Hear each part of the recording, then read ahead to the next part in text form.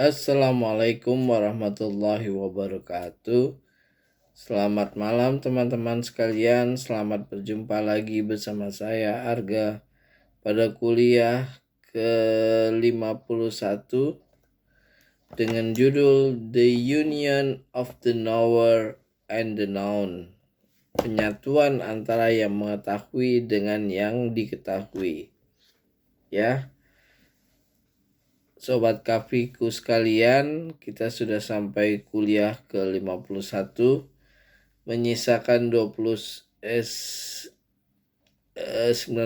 kuliah lagi untuk menghabiskan satu buku ini. Ya, jadi kita sudah sampai ke topik penyatuan antara yang mengetahui dengan yang diketahui. Jadi sejak dari zaman dahulu Ibn Sina ataupun juga filosof-filosof Yunani itu pernah mengajukan teori bahwa sesuatu yang diketahui dengan yang mengetahui itu akhirnya menyatu, ya. Karena adanya cinta antara yang mengetahui dengan yang diketahui, ya. Seperti di dalam buku As-Sifah, Ibn Sina menyatakan bahwa in his book The Sifah and the Isyarat, Syekh Arais Ibn Sina quotes several Greek philosophers to the effect that when a rational existence apprehends something, it becomes united with it. He also reports that Porphyry has written an essay on the topic. However, he himself criticized this theory and takes it to be impossible. Nah, Ibn Sina mengatakan ini nggak mungkin bahwa Ibn Sina itu mengatakan bahwa filosof kuno dulu, Porphyry itu pernah menulis bahwa bisa terjadi penyatuan antara sesuatu yang rasional, ya, memahami sesuatu yang lain, akan terjadi penyatuan, ya. Tapi Ibn Sina membantah teori ini, ya. Dia tidak mempercayai teorinya Porphyry. Nah, Mulasadra ini mengkritisi pernyataan Ibn Sina, ya. On the other hand, in his Haspar and in other works, Sadruddin Muta'alihin, Mulasadra confirms it and insists it on correctness of this theory, and he generalized it include all kinds of knowledge, when even sensory perception. Jadi bukan hanya pengetahuan intelektual aja, ya, yang diakui oleh Mulasadra, tapi dia juga mengakui bahwa akan ada penyatuan antara yang mengetahui dengan yang diketahui, bahkan pada sensory perception, ya. Ilmu husuli, ya, sensori, pada sensori itu bisa terjadi penyatuan, ya, antara yang mengetahui dengan yang diketahui. The strange agreement between the two great philosophers on this topic naturally aroused one's curiosity and interest in solving the problem and deciding them between two sides of the conflict. For this reason, at the end the section, we devote a lesson to this topic, ya. Di topik ini digunakan untuk menjelaskan bagaimana sih terjadi penyatuan. Kalau antara yang imaterial dengan imaterial itu kan mungkin, ya, bahwa kita cinta kepada Tuhan, cinta kepada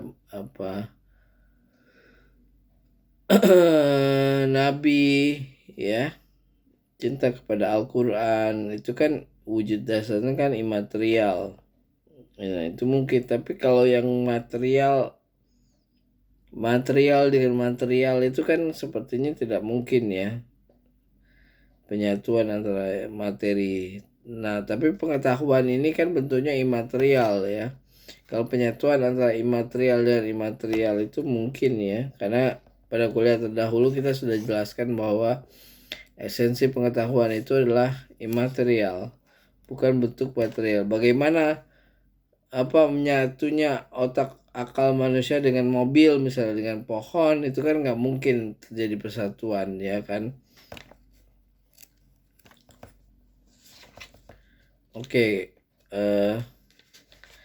in the preview lesson we learned that in presentational knowledge of the self there is no numerical difference or distinction between the knower and the known. Nah, kecuali pengetahuan huduri ya, dimana yang diketahui dengan yang mengetahui itu bersatu ya, seperti kita merasa sakit atau kucing merasa lapar atau apalagi kucing lapar, itu kan pengetahuannya huduri, hadir di dalam yang mengetahui ya.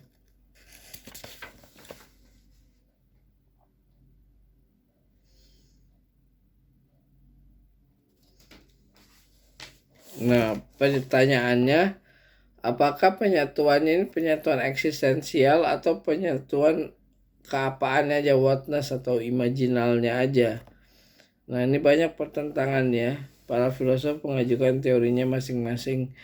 Bagaimana penyatuan itu terjadi? Apakah penyatuan itu eksistensial, bahwa eksistensi pohon ada di dalam diri manusia, eksistensi kucing ada di dalam diri manusia saat kita mengetahui pohon, saat kita mengetahui kucing, ataukah hanya whatness-nya aja, keapaannya aja? Ya, banyak teori-teori yang diajukan ya. Before dealing with the core of the problem, the concept of union, ittihad, penyatuan ya, union itu penyatuan bukan persatuan, penyatuan. Jadi tetap ada distinct antara yang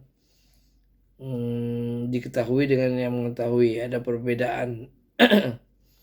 We must see precisely what is intended by those who accept the union of the rational agent, akal, with the intelligible makul, or the union of the knower with the known. Perhaps the correct perception of this meaning will provide considerable help in solving the problem. Jadi semakin orang mengetahui segala sesuatu, itu dia semakin menyatu ya, semakin itu kan ada cinta. Nah, ini bisa sesuai juga dengan hadis Nabi bahwa orang akan dibangkitkan dengan orang yang dicintai karena ada cintanya. Cinta itulah yang melahirkan pengetahuan ya, pengetahuan. The union of two existence will either a union with respect to their whatness or with respect to their existence. Nah, apakah penyatuan ini penyatuan eksistensi atau penyatuan whatness-nya aja, keapaannya, or with respect to the existence of one and the whatness of the other.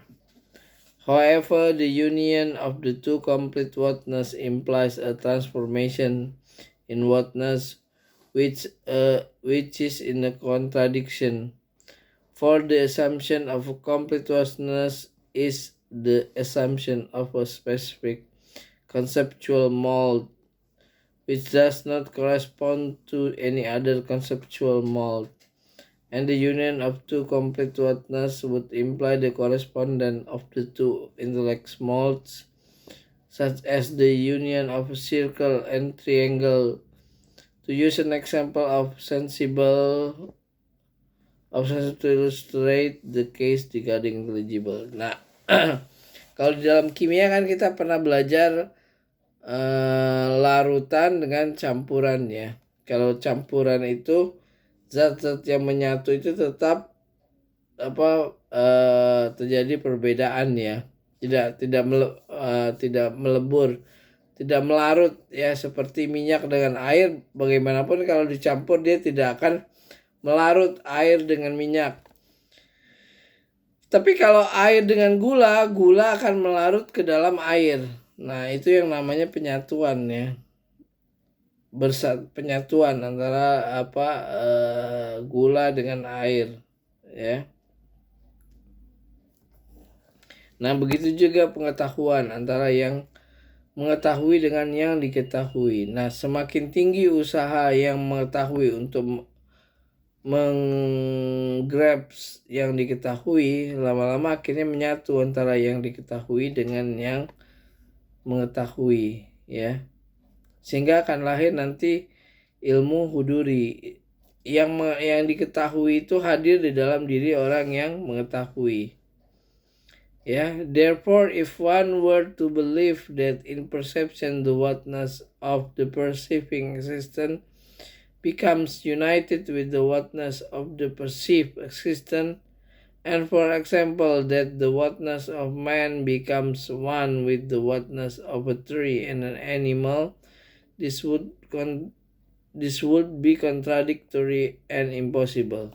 Nah, jadi kalau kita mengetahui pohon, kita mengetahui kucing, kita mengetahui mobil, itu bukan mobilnya yang masuk ke dalam diri kita, bukan pohonnya yang masuk ke dalam diri kita, atau kucingnya yang masuk ke dalam diri kita, tapi kita whatness-nya lah, esensinya yang menyatu dengan diri kita ya. The union of existence, nah penyatuan existence. The union of two or more entified existence in the sense of a kind of dependence or interdependence between them is possible, mungkin ya, and may occur in several ways, dan dapat terjadi dalam beberapa cara. The union of substance and accident, in view of the fact that an accident is dependent on a substance and cannot be independent of its subject. The union may be more firmly established on the basis of position of those who hold that an accident is an aspect of the level of existence of a substance. Ya. Jadi pengetahuan tentang esensi segala sesuatu itu berbeda dengan pengetahuan sensory perception. Nah, seperti juga hadis dari Imam Ja'far Imam ketiga keempat di Syiah, itu imam itu melihat orang-orang yang sedang tawaf di Ka'bah itu, ada yang seperti kambing, ada yang seperti anjing, ada yang seperti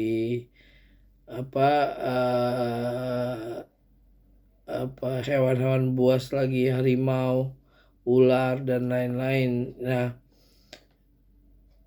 padahal yang berputar itu adalah manusia, tapi imam itu melihat yang berputar itu bukan manusia. Nah, imam itu berarti melihat wujud esensinya ya, bukan wujud materinya ya, esensi daripada manusia yang sedang tawaf di Ka'bah ya. Karena prinsip filsafat Islam bukan sensory ya, bukan apa yang fisiknya, tapi what behind them, apa yang dibalik itu